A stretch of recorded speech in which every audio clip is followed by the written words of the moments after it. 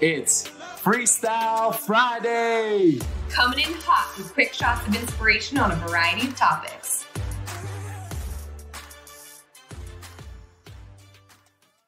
Okay, Sandy and I finished a book recently called Win in the Dark by Joshua Medcalf. Highly recommend listening to it. It's an easy read. It's one of those books where you're just like, you can read a page a minute, which makes you feel like really smart and like a really good reader.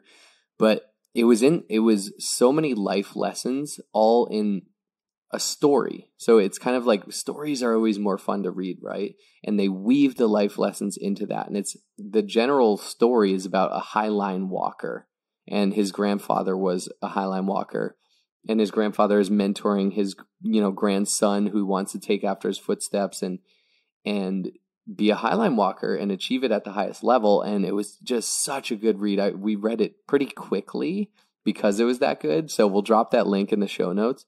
But there was one quote that made us think like, wow, would love to expand upon that in chapter 33. So Nico, the grandson, is about to do his big Canyon Ridge highline walk that he's been training for, that's been his vision that his grandfather actually couldn't do in his, illustrious highline career. And there's a letter to fear in the book. And it's actually a letter that an author, Elizabeth Gilbert, wrote. But it was so powerful, we wanted to read it and just talk through it. So, dear Fear, Courage and I are about to go on a road trip together. I understand you'll be joining us because you always do. I realize that you believe you have an important job to do in my life and that you take your job seriously. Apparently, your job is to induce complete panic whenever I'm about to do anything interesting. And, may I say, you are superb at your job. So by all means, keep doing your job if you feel you must. But I will also be doing my job on this road trip, which is to work hard and stay focused on what I can control. And Courage will be doing its job, which is helping me to be brave and act with conviction in spite of you. There's plenty of room in this vehicle for all of us, so make yourself at home, in the back seat. Because understand this, Courage and I are the only ones who will be making any decisions and driving on this journey. I recognize and respect that you will always be a part of my journeys. You're allowed to have a seat, and you're allowed to have a voice, but you are not allowed to have a vote. You're not allowed to touch the road maps. You're not allowed to suggest detours. You're not allowed to fiddle with the temperature. You're not even allowed to touch the radio. But above all else, my old and familiar foe, you are absolutely forbidden to drive. Whew. A letter to fear. What does that bring up for you? It's pretty powerful. I think we all deal with fear in different forms. And my coach told me to make friends with fear and that they just reveal to you what really matters. And fear isn't a bad thing. It's impossible to have a life without any fear. We all have fears. So what that brings up for me is like, accept that it's there, but don't let it take over type of thing. Yeah, me too. It's kind of that embracing fear, becoming friends with fear, acknowledging fear, and saying, okay, on this road trip of life, I see you, fear. I feel your existence. I know you're there. I know you're here to stay. I know you're here for this road trip. So I'm going to acknowledge that, but I want to acknowledge like you're going to be in the backseat. You're not making decisions. You're not driving. You will be a part of this journey, but you are not driving. And that was so powerful because I think there's this concept of being fearless or like, oh my gosh, he or she's not scared of anything. Look at them. And, on social media or different stuff these days, we see these people, we see the highlight reel and be like, gosh, do they have any fear? Yes, everyone does. And what you realize is those successful people we're watching, maybe they just acknowledge fear and they acknowledge and they put fear in the back seat. Maybe they even seek fear, or when they feel fear, they use it as a sign. Like maybe that's something I need to explore. Maybe that's some change or something new or some opportunity for me. And I'm not accustomed to it, or it's not something I'm familiar with. Maybe I need to go explore it.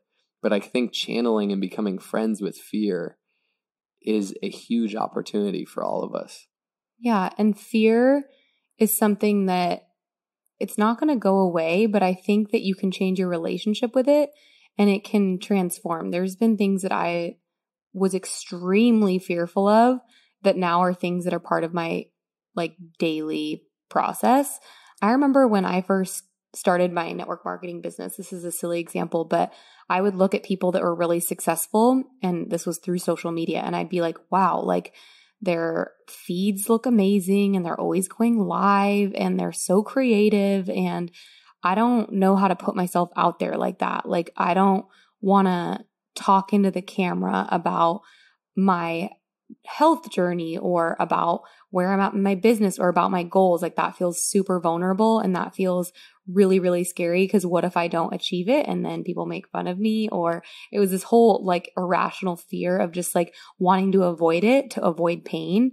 But the truth is like really your breakthrough is on the other side of that. Like it's crazy to think that that was actually a fear of mine because now I have people all the time tell me that's their fear and I'm like, oh, we're going to get through this together. I totally know what you feel like.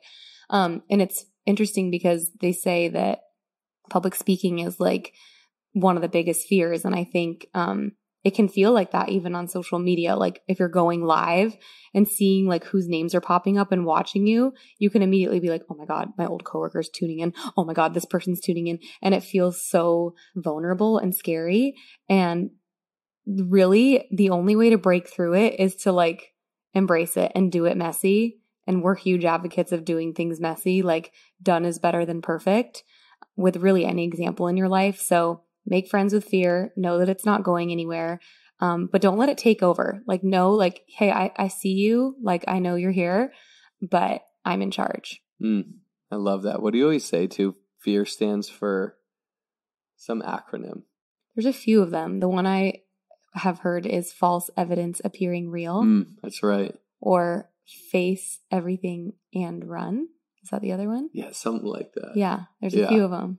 Yeah, fear, false evidence appearing real. I love it. So anyways, I think, moral of the story, embrace fear. Know that fear is going to be pretty much a staple in your life if you're growing. And you know what?